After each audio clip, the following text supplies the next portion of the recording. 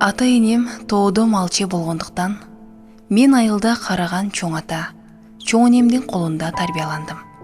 Менин баарына жаккан элпек, баяу мүнөзүм алардан алган тарбиямдан болсо керек. Анан мектепте жакшы бааларга окусам да, кыздарга эркен аралаша албай үйгө шашып, чоң энемдин каарынан коркуп чоңойдум. 11-класста аяктаган соң эмне кыларымды ойлонгон эмесмин. Анткени ата энем мен бүтүрүүчү класска кирерде эле айылга келип, чоң энең карыды, чоң атаң оорукчан болуп калды, бөбөктөрүңдү карашып, кирин жууп, тамагын жасап, айылда эле бол. Окуп, ким күлдөп кетиптир, деп мени макул кылышкан. Баары алар айткандай болду. Классташтарым арты-артынан борборго, эч болбогону обустун борборуна агылып башташты. Мен да аларга окшошкум келгеним менен кыялыма жетпей айылда кала бердим. Бир күнү кечке маал булактан суу алып келаткам. Көчөнүн үйгө кайрылышынан бир машинени айланчыктаган балдарды көрүп чочуп кеттим. Бир көз салып, бизден 4-5 жашка улуу байкелер экенин тааныганга үлгүрдүм. Алардын баары мени карап тургандыктан ого бетер сүрдөнүп, кызарып кеттим. Бирок баары бир алардын жанынан өтүүм керек эле. Билмексем боло кадамымды уладым. Ичимден булар биздин көчөгө эмнеге келишкен деп ойлонгонумча болбой, алар мени карай кадам коюшту. Анан заматта каткырык, күлкүгө бол, ал, сал деген үндөр кошулуп, будаланып барып машинеге отуруп калдым. Чакадагы суум төгүлүп, бутума илген кепичтин бири көчөдө калды. Энем акыркы күндөрү басса турса эле кыздын барар жери күйө. Олтурган кыз ордун табат, аттаган босогону чанбаш керек деп айтып калган эле. Көрсө чоң атам экөө эбак эле мен үстүмдөн тон бычып коюшкан тура. Чоң атамдын бир кездеги жакшы кесиптешине келин болуп, айылыбыздын бир башын төркүн, бир башын кайын журт кылып жашоо баштадым. Жолдошум Рыскол менин көңүлүмдү бат эле тапты. Ал бир үйдүн жалгыз баласы. Ал да мен сыяктуу ата энесинин тили менен айылда калганын башынан билчүмүн. Кээде анын унаасы менен райондук борборго каттап калганымда Рыскул байкеге кандай аял туш келет болду экен деп ойлоп койчу элем. Тагдыр буйруп, ак никелүү жары өзүм болдум. Кайнене кайнатам да жакшы адамдар. Басып туруп баласына бир жалынса, мага 2 жалынышат. Кайненем мен барган күндөн көп өтпөй эле, Накубай, аялдын бактысы бала тора. Көп бала төрө. Рыскулум жалгыз уул болуп өстү. Кыз эмне? Башканын баласы экен. Уулдун жалгыз болгону жаман турбайбы? Төрөй бер. Өзүм эле багып чоңойтом деп кулагыма куя баштады. Алардын ата энелик тилеги кабыл болдубу, же жараткан Рыскул экөөбүздү ушинтип бири-бирибизден ажырагыс кылгысы келгенби? Айтоор биз көп балалуу болдук. Арты-артынан жарка келген 3 уулум кайненем менен кайнатамды жашартты. Неберелерине жалынган алардын бактысы чексиз эле. Рыскул экөөбүзгө бирин да уруштуруп, жемелетпей, канаттарына калкалап, кайда барышса жандарынан калтырбай карашты. 3 эркектен кийин кыздуу болууну кыял кылып, ага да жеттик.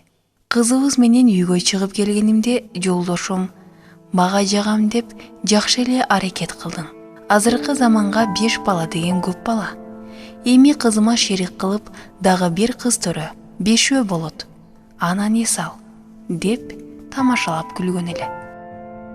Айылдын тынч жашоосунда 10 жылды артка калтырдык. Улам кош бойлуу болуп, улам биринин жентек тою, бешик тою болуп атып, бул жылдардын кандай өткөнү да билинбеди.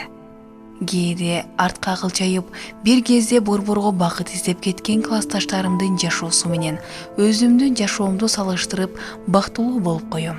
Мага мындан ашыктын кереги жок эле.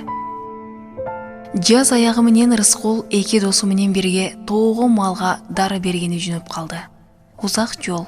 Анан 1-2 күн аң улоого, балык улоого чыгабыз деп бир жумага убакыт болжошту. Эмнегедир кетиргим келбей кыйыла бердим. Рыскул анымды анчейин көңүлүнө алган жок.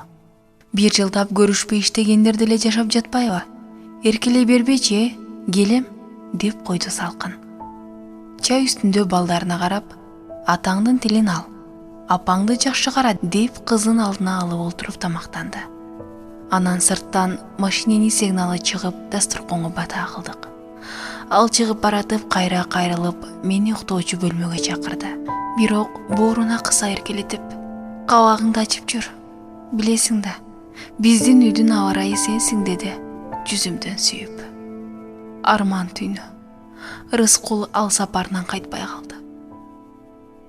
Огороддо жүрүп, чубап кирип аткан кошуналарды көрүп, ишимди токтотуп үйгө карай бастым.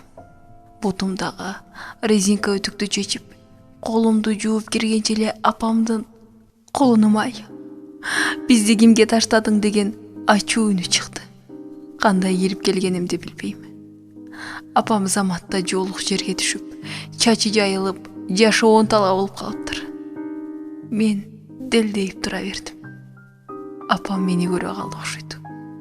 Накубайым, жалгыз калдыңбы чырагым, деп мага колун сунду. Андан ары эмне болгонун билбейм. Эстегим да келбейт. Рыскулдун кыркынан кийин бир аз эсибизге келгендей болдук. Атам менен апам айланбай карап кетишти. Карагандары эле мени сооротуп аларды сооротуп мен ыйлайм. Ошол маалда дагы кош бойлуу экенимди билдим. 2 айдан ашып калыптыр. Кубана алган жокмун. Ушунча аза ыйдан кийин баламдын жаракка келерине деле үмүтүм жок эле. Эч кимге унчукпай жүрө бердим.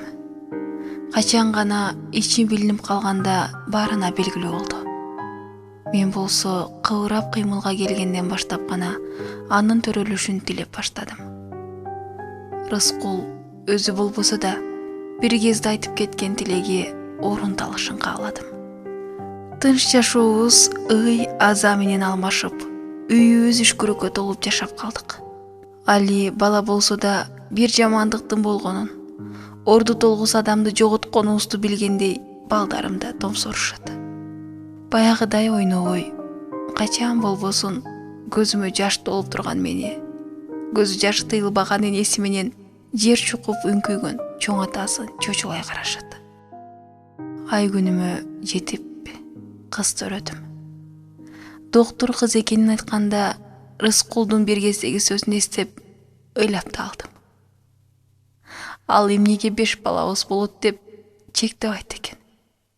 Дагы кыз төрөлөрүн билди беле.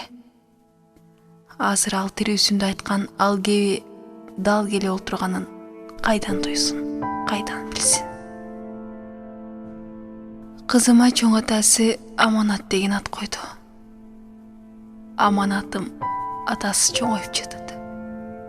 Мен болсо Рыскулсуз жашоого көнө элекмин. Баары кадимки төш сыяктуу. Билбейм, кээде өлүүмүнбү, же тирүүмүнбү? Ажырата албай кетем.